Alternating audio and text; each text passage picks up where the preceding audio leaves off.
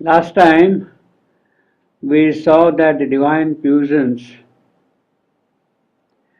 when it takes possession of the nature, then everything changes. She pours her unbound force into us. The mortal's limbs, to them, rush the rapture and power of the immortal. A kind of a tantric transformation of nature takes place. A divine fusion then takes nature's place and pushes the movements of our body and mind.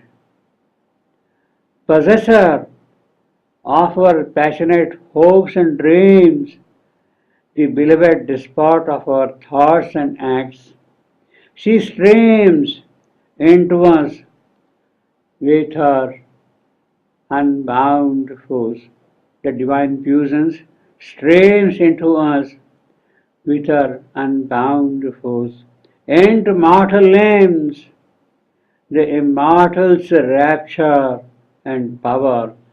That is what starts happening. An inner law of beauty saves our lives. Our words become the natural speech of truth. Each thought is a ripple on a sea of light. And when that happens, then sin and virtue leave the cosmic lists. They struggle no more in our delivered hearts. Our acts chime with God's simple, natural good, or serve the rule of a supernal right. This is the tantric transformation. All moods, unlovely, evil, and untrue, forsake the stations and fierce disarray.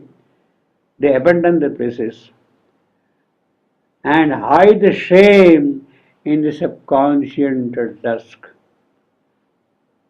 The power they are unable to bear, the divine fusions, and therefore they retreat into the subconscious darkness.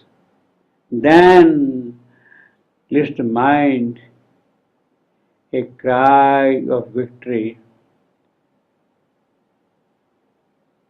when the outward nature,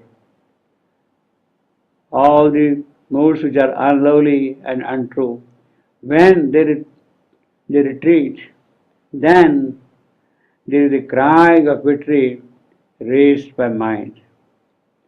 What is the cry? O soul, my soul, we have created heaven.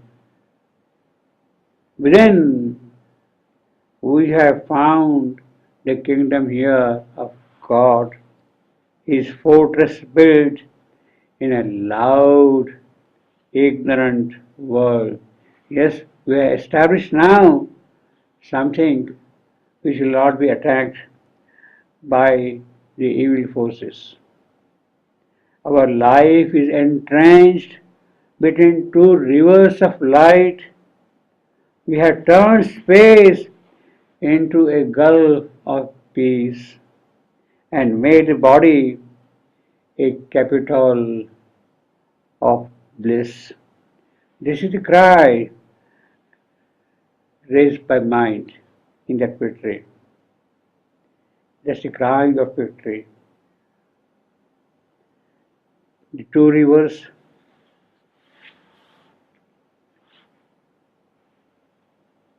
and between these two rivers is the landmass. The soul of the land, that is one river, who is mighty, who is righteous, who is supreme. and the other river is the bestower of blessings, bestower of blessings, and the soul of the land. Between these two rivers is entrenched our life here. Our life is entrenched between the soul of the land and the bestower of blessings. We have turned space into a gulf of peace. This is what happens. We have got Euphrates and Tigris. Between these two rivers is Mesopotamia, the land between the two rivers. The land habited by the soul of the land, and the bestower of blessings. It is that in which life is entrenched, is caught, is present. Our life is entrenched between two rivers of light. We have turned space into a gulf of peace and made the body a capital of bliss. Capital of bliss.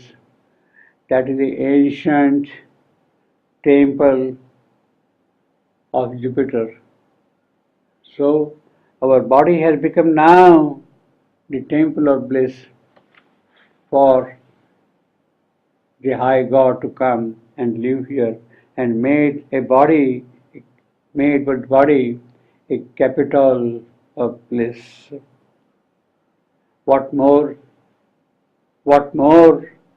If more must still be done, what is required? We have made our body the temple for God to come and live here. We are living in a land which is full of peace. We are entrenched between the two rivers of light, the soul of the land, mighty, righteous, supreme, and the bestower of blessing. What else is required? But in the slow process of the evolving spirit, in the brief state between death and birth, a first perfection stage is reached at last. What has happened so far is only the first step towards perfection. The divine presence has housed herself here. The inner law of beauty is shaping our lives. Words have become natural to speak truth. Our thoughts are ripples of light. But that is all only the first stage of perfection. We have to still go beyond that. Out of the wood and stone of our nature's stuff, a temple is shaped where the high gods could live. That is all that has happened. The high gods could live here in this temple. Even when that happens, even in a struggling world is left outside, one man's perfection still can save the world. That is what can happen. If that complete perfection is achieved by one man, it means that nature has fully accepted the law of truth, of light, of the divine presence, and it is that which can then work in this entire creation. Even if the struggling world is left outside, one man's perfection still can save the world. There is a new proximity to the skies. That is the perfection. You go closer to the higher worlds, to the sublimer regions, to the realms of God. A first betrothal of the earth to heaven. That is the first engagement of earth and heaven. This perfection, this reaching the skies is the first engagement of earth with heaven. The real engagement will happen when heaven comes closer to earth. One man's perfection still can save the world. There is one, a new proximity to the sky, a first betrothal of the earth to heaven, a deep concordat between truth and life. If there is a conflict between truth and life, that is removed. There is now a mutual understanding between the two, between truth and life. There is an agreement, there is a compact between truth and life, that truth can reside in life, that life can go by truth. A deep concordat between truth and life. A camp of God is pitched in human time. That is the first perfection. The first perfection stage is reached. It means that the camp of God is now fixed in human time. Human time, the evolving spirit now can move in the light of that is established here. What more, if more still be done in the slow process of the evolving spirit, in the brief state between a death and birth, a first perfection stage is reached at last. Out of the wood and stone of our nature's stuff, a temple is shaped where the high gods could live. Even if the struggling world is left outside, one man's perfection can save the world. There is one a new proximity to the skies, a first betrothal of the earth to heaven, a deep concordat between truth and life. A camp of God is pitched in human time.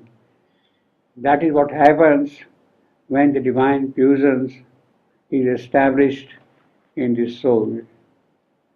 When into mortal limbs the immortal's rapture and power rush.